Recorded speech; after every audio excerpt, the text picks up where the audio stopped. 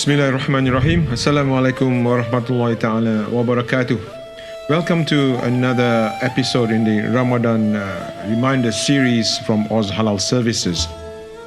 Today we are looking into something special, maybe a little bit of a space science fiction thingy. The title of today's episode is called Time Snatchers. Ramadan comes with a full package of opportunities and spiritual environment that no one can deny. Fasting and patience, Taraweeh prayers, and Quran recitation, charity, helping the poor, and everything else. All of that are great. And they put you or force you basically into the Ramadan zone.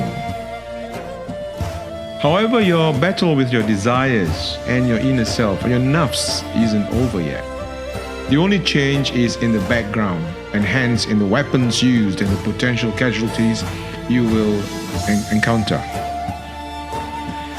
We will discover and talk about a weapon that tends to take over many Muslim minds and hearts in Ramadan: the time snatchers. Al-Hasan al-Basri said, "O son of Adam, you are no more than a few days. With every day that passes, a portion of you goes. It is only a matter of time before all these portions add up and you are gone." If every day is a part of us, then don't you think that the days of Ramadan should be the dearest? It should be a special time on this earth. It should be precious. Ramadan should be priceless. Ramadan minutes are more precious than any end game you are playing today. In a soccer game, you have the extra time, and it's precious because you are now drawn and you need to have a goal to win the game. It is more precious than that for those soccer fans out there. I remember growing up watching TV in the month of Ramadan and listening to radio in the month of Ramadan on, anything else.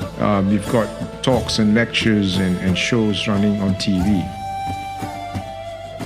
With the advent of social media, and the spread of smartphones and tablets, the sky is the limit to how much someone can waste time and get distracted from spirituality and worship. And that applies to back then when I was growing up.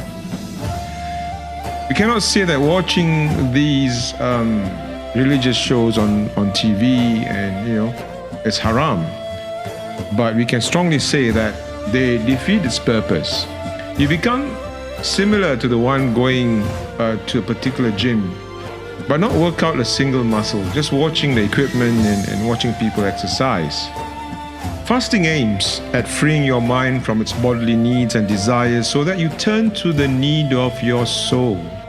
Yes, the needs of your soul. Well, guess what? You just killed your soul and buried it with useless shows, songs, images, and assuming that these are halal to begin with. You're choking it with making it more difficult to reap the benefits of fasting, the salah in Taraweeh, and the recitation of the Quran. Don't get me wrong.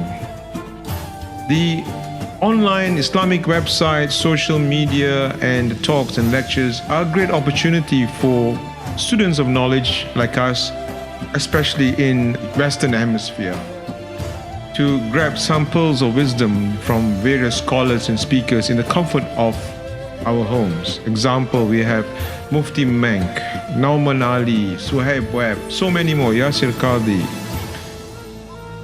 I personally know a lot of young men and women who rely on these resources to gain Islamic knowledge. And it's fair enough, it's good. And maintain their spirituality in a non-Muslim environment.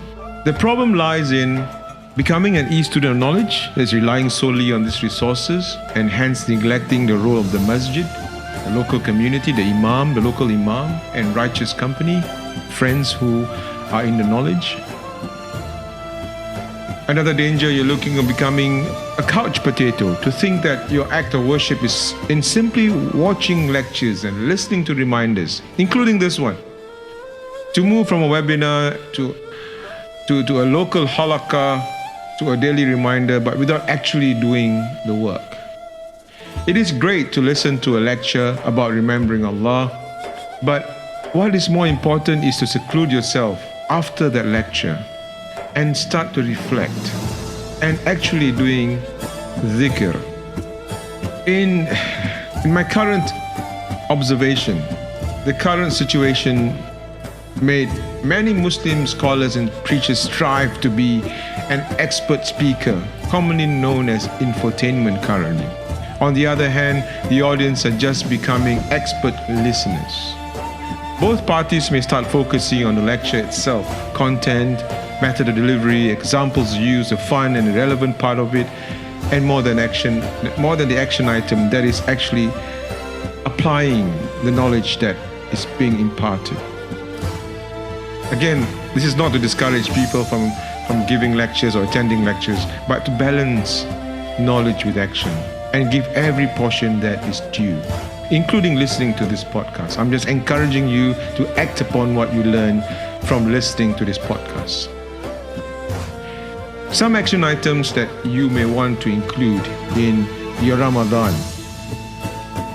So, example, the first one, let's follow every opportunity of knowledge you get, right? Including listening to this podcast, a lecture, an article, discussion, advice, with one action item, no matter how small it is. Hence, you apply that knowledge to an action. This can be an act of worship of the limbs, do an extra 2 raka'ah, helping a friend, calling a relative, sharing advice online, just like what I am doing now. Or of the heart, in doing quiet reflection on one's shortcomings and mistakes you have done, and make dhikr, remembrance of Allah, and keeping silent in sincere dua to Allah, crying quietly in a dark corner somewhere, seeking Allah's mercy, seeking Allah's grace, showing Allah you love Him and you need Him. Another point you want to include in your action item is to surround yourself with Ramadan buddies who are always efficient and effective in their use of time during Ramadan. A third point to consider, assign for yourself some practical objectives to achieve. And for example, finishing the whole Quran in reading, memorizing one chapter, understanding one page of the Quran every day, and work with your Ramadan buddy on disciplining yourself to achieve those goals. And you may also want to check out Islamic website for resources on how you can manage applying the practical aspects of what you learn. Pick up some time management tools. Some resources are available for you to download on your phone. There's an app for you to read, for example, to read a surah of the Quran, or even a line, a verse, with its meaning side by side. So these are some of the action items which you can progress to. So in summary, the time snatchers prevents you from doing all these action items.